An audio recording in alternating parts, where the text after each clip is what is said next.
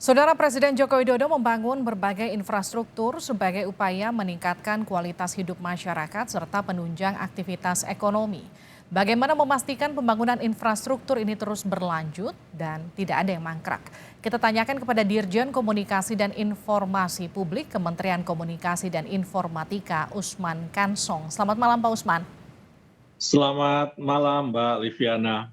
Pak Usman, kalau kita lihat capaian infrastruktur yang begitu masif belakangan ini, apa yang akan terus dikebut ke depan? Iya, saya kira pembangunan infrastruktur akan terus dilaksanakan oleh Presiden Jokowi hingga 2024 dan tentu saja kita berharap apa yang sudah dilakukan oleh Presiden Jokowi juga nanti diteruskan oleh presiden berikutnya ya karena kita sebagai bangsa, sebagai negara tentu saja sebuah proses pembangunan harus berkelanjutan. Ya, misalnya di masa Presiden Susilo Bambang Yudhoyono, ya dengan konteks tantangan dan peluangnya pada saat itu, pada 10 tahun pemerintahan beliau, telah berhasil membangun 189,2 kilometer jalan tol, Hmm. kemudian bandara 24 dan 14 bendungan, serta tentu saja berbagai infrastruktur lainnya. Dan kemudian Presiden Jokowi melanjutkan itu ya berkesinambungan supaya berkesinambungan dan tadi seperti disampaikan di tayangan Kompas TV bahwa hingga akhir tahun 2024 kita berharap ada 2042 kilometer begitu ya. Jadi memang ini sebuah keberlanjutan dan memang yang melanjutkan ya mestinya bisa membangun infrastruktur secara lebih baik, baik secara kuantitatif maupun kualitatif. Ya tadi kalau jalan tol di masa Presiden SBY 189, di masa Presiden Jokowi 2000 ini kan ada peningkatan. Ya Hmm. memang seperti itu mestinya begitu. Baik, Pak Usman, lalu bagaimana memastikan pembangunan ini tidak hanya terjadi atau tidak hanya fokusnya di Jawa saja, tapi juga menyebar ke Sumatera, ke Kalimantan, kemudian juga ke Papua? Iya, itu menjadi komitmen pemerintahan Presiden Jokowi dengan konsep Indonesia sentris. Saya kira kita memastikan ya bahwa pembangunan infrastruktur tidak Jawa sentris. Ya, kita sudah membangun berbagai infrastruktur di Kalimantan, di Sulawesi, di Papua, di Maluku, ya di NTT, di NTB, di Indonesia Timur ini juga kita terus bangun infrastruktur sesuai dengan kebutuhan masyarakat. Ya, kemudian kalau kita lihat pemindahan ibu kota, ya ibu kota negara baru ini juga kan dalam konteks mendistribusikan ya pembangunan infrastruktur supaya tidak hanya terpusat di Jawa. Ya kalau memang masih ada pembangunan infrastruktur di Jawa, memang karena penduduk Jawa ini kan dan Sumatera tentu saja ini besar ya. Hmm. Misalnya kita sedang membangun jalan tol Trans Sumatera, ini kan sudah sampai Sumatera Selatan ya dari Lampung misalnya. Nah, ini membuktikan bahwa kita tidak hanya membangun di Jawa ataupun Sumatera, tetapi juga di provinsi-provinsi atau daerah-daerah lain. Di Papua ini juga pembangunan Oke. infrastruktur sangat masif, misalnya jalan raya begitu. Pak Usman, tapi kemudian kenapa yang diutamakan pembangunan jalan tol seperti yang tadi barusan Pak Usman singgung itu soal misalnya jalan tol Trans Sumatera, kemudian Trans Jawa, ada lagi yang kemudian kemarin baru diresmikan Serbaraja, Serpong Ya, Balaraja. ya, saya kira tidak juga ya jalan tol ini hanya bagian saja dari pembangunan infrastruktur.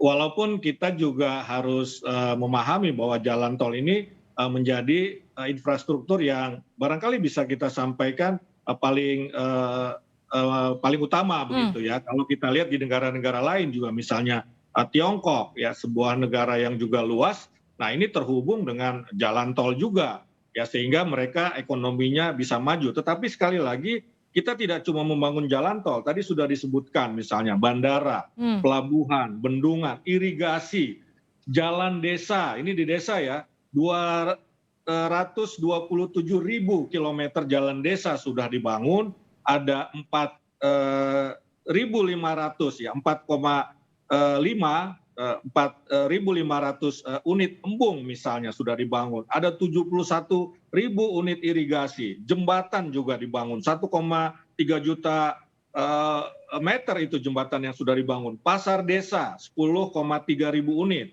BUMDes 57,2 ribu unit, tambat perahu ini penting juga begitu, 6,1 ribu unit, dan juga penahan tanah. Nah ini infrastruktur yang dibangun ya untuk mengurangi longsor, ya ada 62,5 ribu unit. Jadi tidak semuanya terkonsentrasi di jalan tol. Air bersih itu 1,2 juta kilometer ya, itu yang sudah kita bangun. Posyandu, PAUD, sumur, polindes, drainase, fasilitas olahraga, MCK juga ini kita bangun begitu. Oke, Pak Usman, di masa pemerintahan Presiden Jokowi, kita nggak bisa menutup mata bahwa memang terjadi pembangunan infrastruktur secara besar-besaran. Yang jadi pertanyaan, apa yang kemudian mendorong pemerintahan Joko Widodo ini kemudian fokus pada pembangunan infrastruktur di masa pemerintahannya?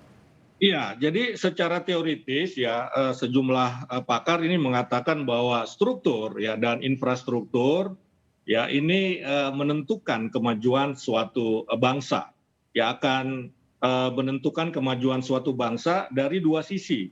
Yang pertama dari sisi peradaban, yang kedua juga dari sisi ekonomi. Infrastruktur akan membentuk kultur, budaya ataupun peradaban. Sebagai contoh misalnya ketika kita membangun MRT sudah beroperasi, maka terbentuklah budaya tertib, budaya antri, budaya jalan kaki. Ya begitu juga ketika infrastruktur kereta api dibenahi, ya tidak ada lagi itu orang yang naik ke atap misalnya begitu. Nah jadi dia akan membentuk kultur, membentuk peradaban.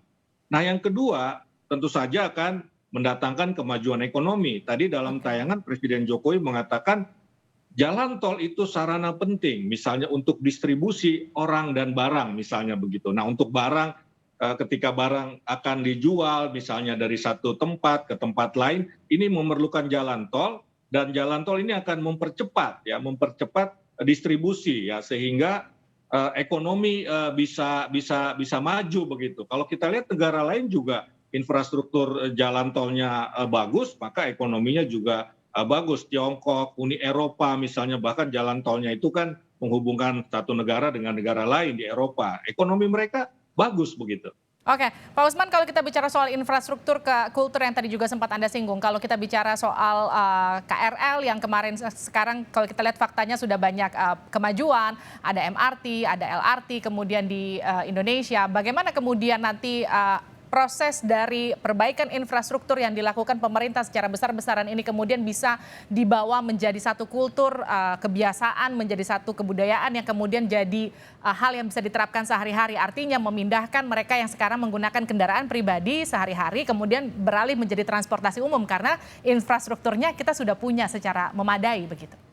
Iya, jadi betul sekali tadi yang disampaikan oleh Mbak ya, bahwa seperti juga saya sampaikan, struktur akan akan membentuk kultur. Nah, karena itulah Presiden Jokowi melakukan pembangunan infrastruktur secara masif. Nah, kalau kita lihat dari sisi teoritis dan juga praktis sebetulnya, ya kalau infrastrukturnya itu baik, bagus, maka otomatis ya secara alami ini akan membentuk kultur. Ya, tentu saja perlu juga kita edukasi ya misalnya, dan struktur itu juga tidak melulu yang sifatnya fisik, ya infrastruktur fisik, tapi infrastruktur juga bisa instrumen hukum misalnya ya, instrumen hukum.